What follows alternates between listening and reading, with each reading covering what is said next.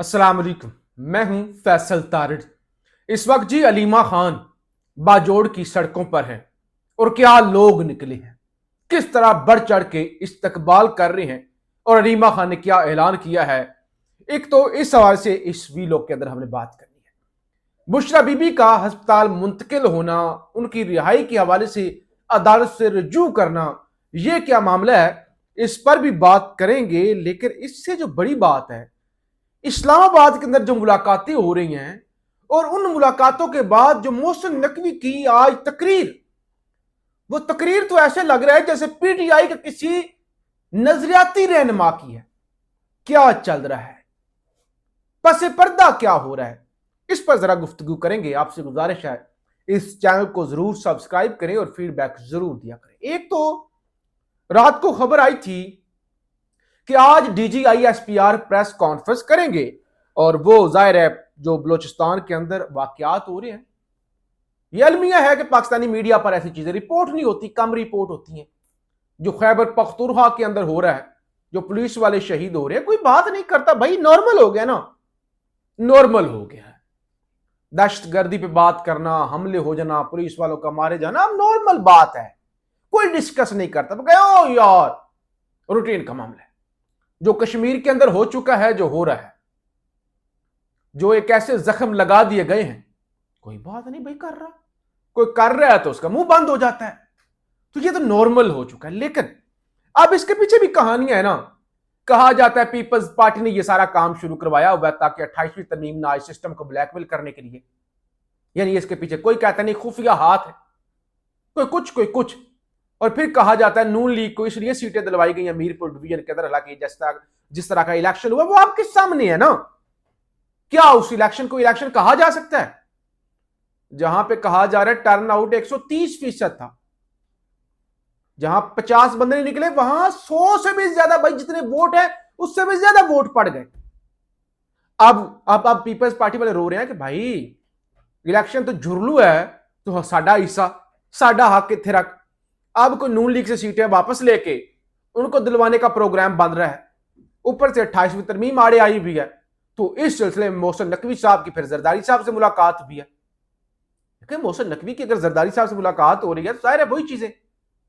अब उसके बाद अगर पीपल्स पार्टी को भी राम किया जाएगा कि आप चलो हम खुश करते हैं, अच्छा छोड़ दें, मैं अलीमा खान की तरफ भी आ रहा हूं। बुशरा बीबी वाला मामला सबसे अहम है, लेकिन ये जो मोहसिन नकवी की तकरीर है, क्या कहते हैं, शहबाज शरीफ 12 घंटे के बजाय 18 घंटे भी काम करें, ये फायर फाइटिंग है, कुछ बेहतर नहीं होगा। यानी वो कह रहे शहबाज शरीफ जितनी भी मेहनत कर ले, ये सिस्टम का सरेंडर है, याद रखिएगा।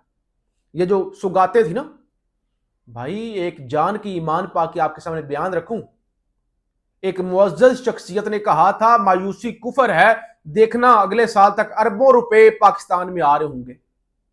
और पता नहीं वो क्या SIFC है या पता नहीं कोई और चीज है, उसके अंदर पैसों के अंबार, डॉलरों की बारिश हो जाएगी। अब वही निजाम कह रहा है कि 18 घंटे भी काम कर लें, कुछ नहीं हो सकता। कहते हैं जिस निजाम में हम रह रहे हैं ये गिर चुका है, इसमें मसाइल हल नहीं हो सकते, सरेंडर या कोई और नई ट्रक की बत्ती है। लेकिन यह नाकामी का एतराफ भी है। मुल्क का मौजूदा सिस्टम तबाह हो चुका है, 10 साल बाद भी यही मसाइल बता रहे होंगे। जमहूरियत में भी 3-4 किस्म के निजाम हैं, लेकिन बजिद हैं एक ही निजाम घसीटना है। यानी निजाम बदल दो ना भाई। इस मुल्क के अंदर जमहूरियत ले आओ, हाइब्रिड ले आओ, हाइब्रिड प्लस ले आओ, मार्शल लॉ ले आओ, हर कुछ अरसे बाद तजर्बा किया, तो निजाम ठीक नहीं है भाई, बदलो, हो सकता है मुल्क बदल जाए। अब कोई नई नई शरारत आई होगी, जाहिर है ये इसीलिए ये बातें की जा रही है ना। हाल सिर्फ एक ही है, इस मुल्क में मजीद सूबे इंतजाम में अच्छा असल कहानी है ये वो 28वीं तरमीम। आज एहसन भून भी तकरीर कर रहे थे और कह रहे थे आइन इजाजत देता है नए सूबे बनाने की, आइन इजाजत देता है मुख्तलिफ शहरों को वफाक के अंडर करने की। असल कहानी ये है ना, फिर वो सामने अगला मेरे सामने जुमला आ गया ना, तो उससे समझ आ गया असल है। अभी असल मिशन है 28वीं तरमीम। हल सिर्फ एक है, इस मुल्क में मजीद सूबे, भाई 24-26 करोड़ आबादी है ना, एक करोड़ वाला भी सूबा बना लो, मसला हल नहीं हो सकता। आपका सिस्टम खराब है, वडेरा सिस्टम है, एस्टैब्लिशमेंट का कंट्रोल है, इंसाफ है नहीं। छोटे सूबे होंगे तो मसले का हल होगा। यानी अब नई चुल, नया हमें वो मूड है हमारा। तमाम सियासी जमातों को एक कमरे में बैठना पड़ेगा कौन बता रहा है? Who are you? बता कौन रहा है? बैठना पड़ेगा भाई, चाहे वो एक दिन बैठे, एक महीना बैठे या एक साल बैठे, नए सूबे से लेकर एक एक मसला हल करना पड़ेगा। जब तक इकट्ठे नहीं बैठेंगे ये मुल्क इसी हालत में रहेगा। यानी ये मशवरा वैसे नून और पीपी को आपस में दे रहे हैं, वरना पीटीआई ने क्या इकट्ठा बैठना और क्या इकट्ठा नहीं बैठना, ये सारे वही ड्रामेबाजियां हो रही हैं। ये मुलाकातें करना, ये पीपल्स पार्टी को अभी थोड़ा सा पीछे करना, पीपल्स पार्टी का फॉर्म 47 का राग अलापना, ये सब कुछ इसलिए है। इकट्ठा बैठना होगा और सूबे हैं, नया मसले का हल, कराची को इधर मिला दो, फलाने को इधर मिला दो, भाई नहीं हल होगा, कर ले, सूबे बन जाए, कोई मसला नहीं है भाई। जैसे ही है ना, जब कुछ करना ही नहीं है, फर्ज करें आप पर कर्ज है 10,000 रुपया, वैसे तो हल है। आप कहते हैं भाई ये 10,000 एक बंदा कर्ज नहीं उतार सकता, अगर 10 लोगों पर 1,000 हो जाए तो उनका बोझ बढ़ जाएगा, आसान हो जाएगा। अगर 10 के 10 हुए ही निखट्टू तो उन्होंने कहां से 1,000 भी लेके आना है? बात यह है कि आपका सिस्टम नकारा है, निखट्टू है, चलाने वाले जाहिल हैं। बहरहाल छोड़ दे इस बात को। मामला यह है कि अलीमा बुशरा बीबी के हवाले से खबरें ये चल रही हैं और ये पिछले कई घंटों से चल रही हैं। कुछ अभी तक ऑफिशियल कोई कंफर्मेशन नहीं आई कि बुशरा बीबी की तबीयत हुई खराब, आंख के अंदर सीरियस मसला है और उन्हें रावलपिंडी के अल-शफा आई ट्रस्ट हॉस्पिटल लाया गया है, मुंतकिल किया गया है, पिम्स के भी डॉक्टर बुलाए गए, हालत खराब है। अच्छा, इसके अंदर ना थोड़ा इसलिए भी थोड़ा जोर आ जाता है इस बात के अंदर, इसकी सच्चाई के अंदर, क्योंकि पीटीआई ने आज आईनी अदालत से रजू किया है और हेल्थ ग्राउंड पर बुशरा बीबी की रिहाई मांगी है कि उनको बरी किया जाए। एक औरत है, दूसरा सीवियर इशू है, उन्हें इश्यूज हैं, तो फौरी तौर पर रजू किया गया है। ऐसे अचानक पीटीआई को कैसे ख्याल आया होगा? तो इसका मतलब ये कि बुशरा बीबी के हवाले से चीजें खराब हैं, चीजें सीरियस हैं, और फिर आईनी अदालत के अंदर, भाई आईनी अदालत के अंदर पीटीआई गई है तो चीजें खराब है। और हो सकता है कहा लॉलीपॉप दिया जा रहा हो कि वो लोग निकल रहे हैं और फिर वो सारे मामला, तो उससे पहले हम बुशरा बीबी को निकालते हैं, फिर खान को निकालेंगे, वही ट्रक की बत्ती, आप ना दें, कोई तारीख ना दें, कोई ऐलान ना करें, राब्ते हो रहे हैं, ये हो रहा है, वो हो रहा है, सुहेल अफरीदी खामोश हो जाए। लेकिन जो आज अलीमा खान निकल चुके हैं भाई साहब, जिन लोगों ने विजुअल्स नहीं देखे वो देख ले, बाजोड़ के अंदर, भाई मैं हैरान था। बाजोड़ जैसे कंजर्वेटिव सोसाइटी के अंदर अलीमा खान गई हैं, लोग बाजारों में थे, दुकानों की मकानों की छतों पर थे।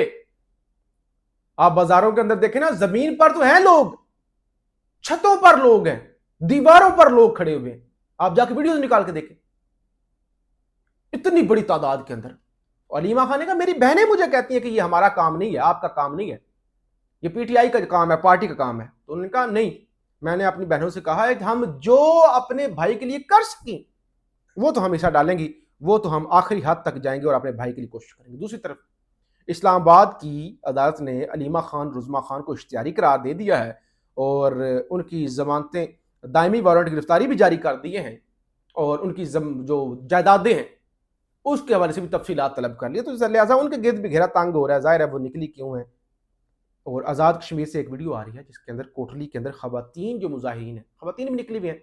अब खवातीन दहशत गर्द नहीं है ना जी, कि रात उन्हें भी फंडिंग हो रही है या किसी और की, अमरीकी असला उनके पास भी पहुंच रहा है, उन पर भी तशद्दुद किया गया है। महमूद खान अचकजई के खिलाफ भी एक्शन शुरू हो गया है। उनका जो कहते हैं इंट्रा पार्टी इलेक्शन नहीं हुआ, इसलिए जो पीके मैप है पश्तूनखा मिली पार्टी, तो उन्होंने वो अब महमूद खान अचकजई उनके चेयरमैन नहीं है, क्योंकि इंट्रा पार्टी इलेक्शन नहीं हुआ और हम इलेक्शन कमीशन कहता है महमूद अचकजई को जो है वो नहीं मानते, सरबराह नहीं मानते। तो ये तो जनाब सूरत हाल है।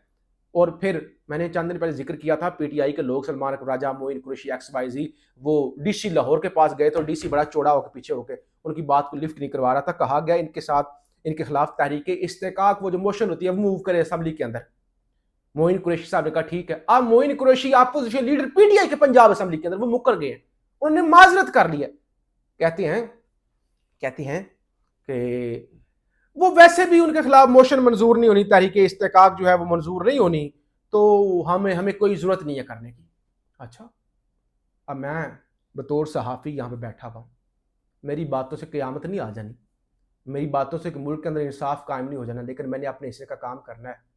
अब मैं यहाँ पे बैठूँ, मैं झूठ बोलूँ, मैं गुमराह करूँ लोगों को, और मैं कहूं कि मेरे अकेले से कौन सा सिस्टम चेंज हो जाना है, लिहाजा जो दिल में आता है वो करो, पैसा बनाओ। ओ भाई आपने अपने हिस्से का काम करना है, वो कहना नहीं मेरे क्या चाहिए के पीछे हट गए। तो ये तो भाई हालत है, यहां पे क्या बंदा किसकी बात करे और किसकी बात ना करे। बहरहाल अगले वीलॉग के अंदर बुशरा बीबी के हवाले से, दीगर चीजों के हवाले से तफसील से आपको आगाह करेंगे। फीडबैक जरूर दीजिएगा। पाकिस्तान जिंदाबाद।